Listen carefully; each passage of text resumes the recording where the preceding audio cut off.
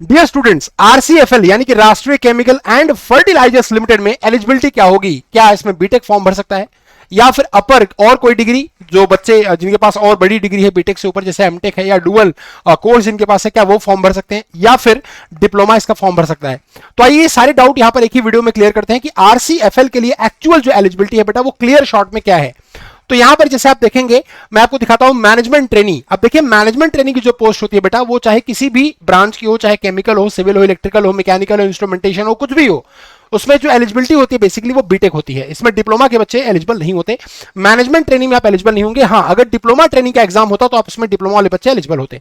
तो यहां पर जो बेसिकली मैं आपको बताऊं क्लियर कट में, तो यहां पर अगर आप देखेंगे जैसे आप मैकेनिकल से हैं तो आपको मैं दिखा देता हूं कि मैकेनिकल वाले बच्चों के लिए सीट भी अच्छी है। 30 सीटें यहां पर हैं, जिनमें 13 सीट जनरल कैटेगरी में है, 4 सीट एससी कैटेगरी में, 2 सीट एसटी कैटेगरी में, नॉन क्रीमी लेयर ओबीसी वाले बच्चों के लिए 8 सीटें हैं और ईडब्ल्यूएस वाले बच्चों के लिए 3 सीटें हैं। ठीक है ना? तो क्वालिफिकेशन यहां पर बेटा जो है वो क्लियरली मेंशन है, आपको कोई भी डाउट करने की जरूरत नहीं है।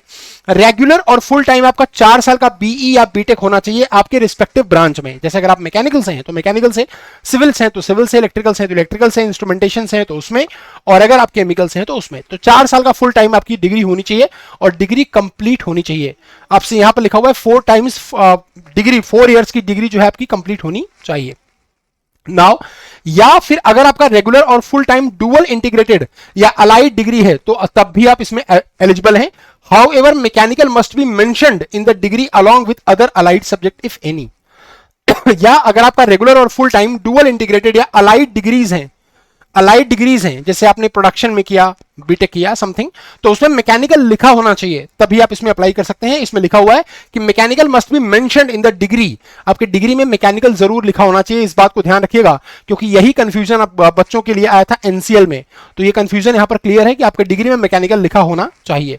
या फिर अगर आपका 3 साल का रेगुलर या फुल टाइम बीई या बीटेक है डिप्लोमा के बाद, यानी कि आपने 3 साल का डिप्लोमा किया, उसके बाद आपने लैटरल एंट्री से बी या बीटेक किया, तो उस केस में आपका जो बी या बीटेक है वो 3 साल का हो जाता है, क्योंकि डिप्लोमा आप 3 साल ऑलरेडी करके आए होते हैं।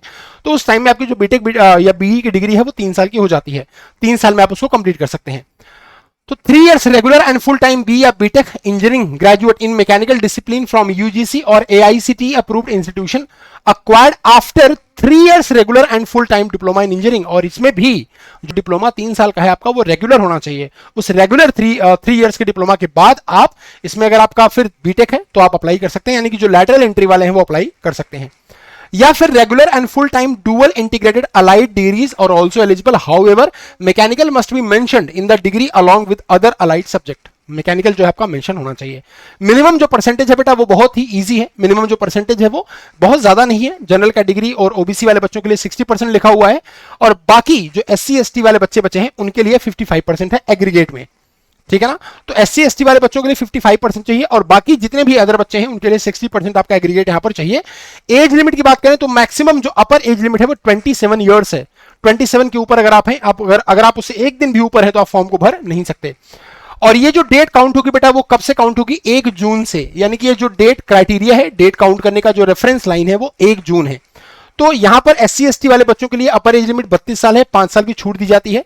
जो ओबीसी कैटेगरी के बच्चे हैं उनके लिए 3 साल की छूट, तो 30 साल हो गई।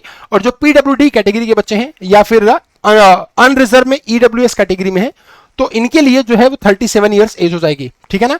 जो पीडब्ल्यूडी वाले बच्चे हैं जो एससी एसटी कैटेगरी में उनके लिए 42 साल हो जाएगा और जो पीडब्ल्यूडी वाले बच्चे हैं जो ओबीसी कैटेगरी में उनके लिए 40 साल की एज लिमिट है। तो एज लिमिट को ध्यान से देख लीजिएगा।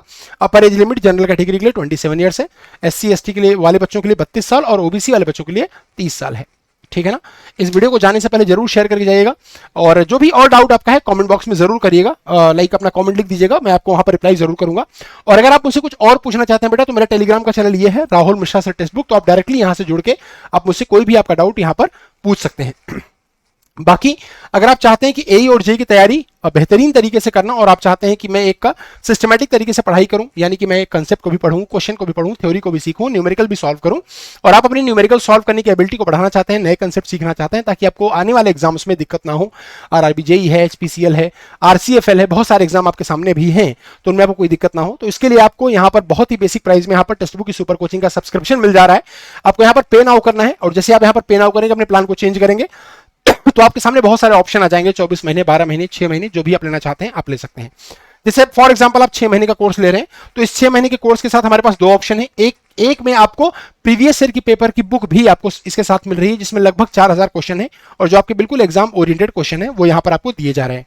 और उसके बाद दूसरे वाले में ये बुक आपके इसमें ये बुक अवेलेबल नहीं है, तो आप जो भी चाहें वो ले सकते हैं। तो आई थिंक बेटर ऑप्शन आपके लिए है जिसमें बुक आपको इसके साथ मिल रही है। तो 4769 रुपए का है, 4769 का है, बट जैसे ही आप यहां पर कोड अप्लाई करेंगे आपको बहुत ईजी प्राइस में मिल जाएगा, 4428 में अवेलेबल हो जाएगा।